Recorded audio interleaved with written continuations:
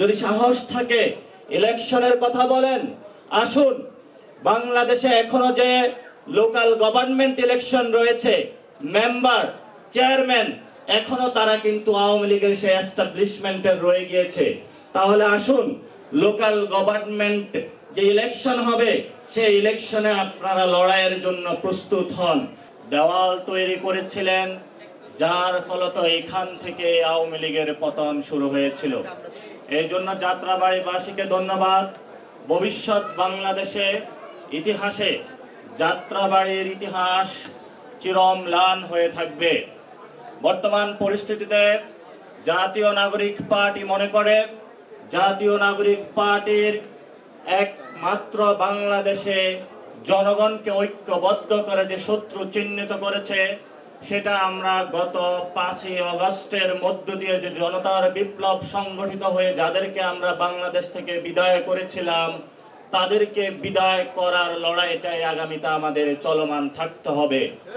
বর্তমানে আমাদের সামনে প্রশ্ন এসেছে, আওয়ামী লীগ প্রশ্ন। 5 তারিখে দফারফা হয়ে গিয়েছে। টানা 7মবারের মতো বেস্ট টিস্যু পেপার ব্র্যান্ড হিসেবে স্বীকৃতি পেয়েছে বসুন্ধরা টিস্যু। আওয়ামী লীগের প্রশ্নে ক্যান্টনমেন্ট হোক, কোন দল হোক, কোন পক্ষ হোক, কোন গোষ্ঠী হোক, যারাই তাদের পক্ষ অবলম্বনের চেষ্টা করবে, তাদের পরিণতি আওয়ামী লীগের মতন হবে।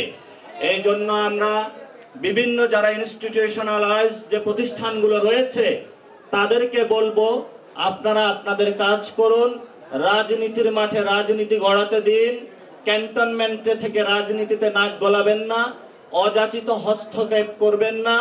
আর রাজনীতিবিদদেরকেও আমরা সতর্ক করে বলতে চাই, এবারের লড়াইটা হবে জনগণের লড়াই। এবারের লড়াইটা কোনো ক্যান্টনমেন্টের কোনো লড়াই হবে না। এবারের লড়াইটা কোনো পিছনের দরজা দিয়ে কোনো লড়াই হবে না। সেক্ষেত্রে রাজনৈতিক দলগুলোকে আমরা আহ্বান জানাবো, আপনারা জানেন বাংলাদেশে আমরা একটি ডেমোক্রেটিক প্রক্রিয়ার মধ্যে যাওয়ার জন্যই কিন্তু আমরা এই গণ অভ্যুত্থানের পরে জাতীয় নাগরিক পার্টি গঠন করেছি। যদি সাহস থাকে ইলেকশনের কথা বলেন। আসুন, বাংলাদেশে এখনো যে লোকাল গভর্নমেন্ট ইলেকশন রয়েছে, মেম্বার, চেয়ারম্যান, এখনো তারা কিন্তু আওয়ামী লীগের সেই এস্টাবলিশমেন্টের রয়ে গিয়েছে। তাহলে আসুন, লোকাল গভর্নমেন্ট যে ইলেকশন হবে সেই ইলেকশনে আপনারা লড়াইয়ের জন্য প্রস্তুত হন।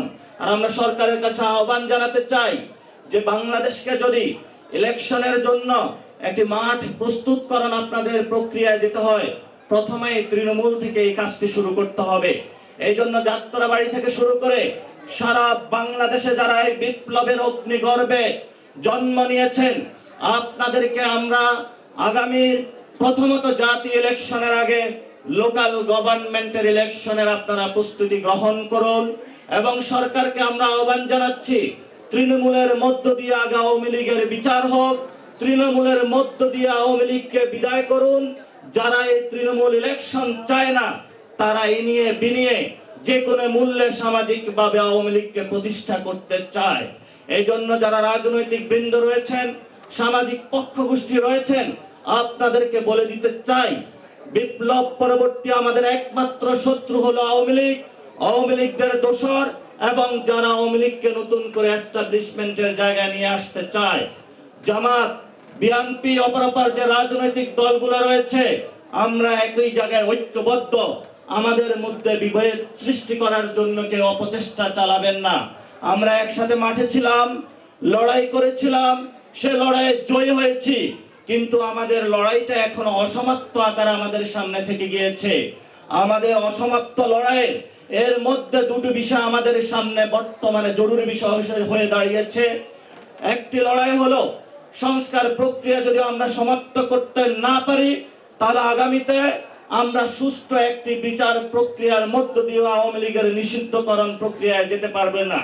এই জন্য যারা এই সংস্কার প্রক্রিয়ার বিরোধিতা করে, তারা আওয়ামী লীগকে নিয়ে আবার নতুন করে বাংলাদেশের প্রতিষ্ঠা করার প্রচেষ্টা চালাচ্ছে। এই জন্য আমরা বলি সরকারকে সংস্কার প্রক্রিয়া নিয়ে আরো স্পিডি হওয়ার জন্য আহ্বান জানাচ্ছি। দ্রুত গতিতে আপনারা মানুষের সাথে কনসালটেশনের ভিত্তিতে সংস্কার প্রক্রিয়াগুলা এগিয়ে নিয়ে যান। জাতীয় নাগরিক পার্টি ইতিমধ্যেই আপনাদের সাথে পরামর্শ করে জনতার যে গণ অভ্যুত্থানের ঐতিহাসিক রায়ের উপরে ভিত্তি করে ইতিমধ্যে ঐক্যমত কমিশনে তাদের সংস্কার প্রক্রিয়াগুলো সাবমিট করেছে। সেখানে জনগণের যে কথাগুলো আমরা সেগুলোই রাখার চেষ্টা করেছি। 2 নম্বর বিষয় হলো, এখন আমাদের সামনে আওয়ামী লীগ প্রশ্ন এসেছে। আওয়ামী লীগ কি নিষিদ্ধ হবে নাকি হবে না? পুরো বাংলাদেশ ঐক্যবদ্ধ আওয়ামী লীগকে নিষিদ্ধ করার ক্ষেত্রে আপনারা যেভাবে গণ অভ্যুত্থানে যাত্রাবাড়ি থেকে নেতৃত্ব দিয়েছেন, নতুন ভাবে আওয়ামী লীগকরণের বাংলাদেশকে যে প্রজেক্ট হাতে নেওয়া হয়েছে, আবার সেই নতুন গণ অভ্যুত্থানের শুরুটা যাত্রাবাড়ি থেকেই শুরু হোক। যাত্রা মানুষ অতীতেও দাঁড়িয়েছিল, বাংলাদেশের মানুষকে পথ দেখিয়েছিল, ভবিষ্যতেও দেখাবে। আমাদের সামনে কথা ক্লিয়ার, আমরা বাংলাদেশ আওয়ামী লীগকে চাই না। এটা রিফাইন্ড বোতলে নিয়ে আসেন, যেই বোতলে নিয়ে আসেন, আমরা বাংলাদেশে নতুন করে আর আওয়ামী লীগকে চাই না। এ বিষয়ে জামাত, বিএনপি, এবি পার্টি, গণ অধিকার পরিষদ, ইসলামী আন্দোলন থেকে শুরু করে যে রাজনৈতিক দলগুলো রয়েছেন, সিভিল সোসাইটি রয়েছেন, আলেম ওলামা রয়েছেন, মাইনরিটি সোসাইটি রয়েছেন, আসুন 5 তারিখের মতন আমরা আবার ঐক্যবদ্ধ হই। এই আওয়ামী লীগ দিল্লির যে ঘুড়ি, ওরা ওইখানে বসে নাটাই টানছে আর এখানে ঘুড়ি উঠছে, এই ঘুড়ির সুতা আমাদের কেটে দিতে হবে। এবং যারা পিছনে সেই দিল্লি থেকে বসে বসে নাটাই ঘুরায়, তাদেরকেও আন্তর্জাতিক আদালতে বিচারের সম্মুখীন করতে হবে। এবং আমাদের সেই ঐক্যবদ্ধ লড়াই বাংলাদেশের মানুষকে আহ্বান জানাচ্ছি, প্রস্তুত হন।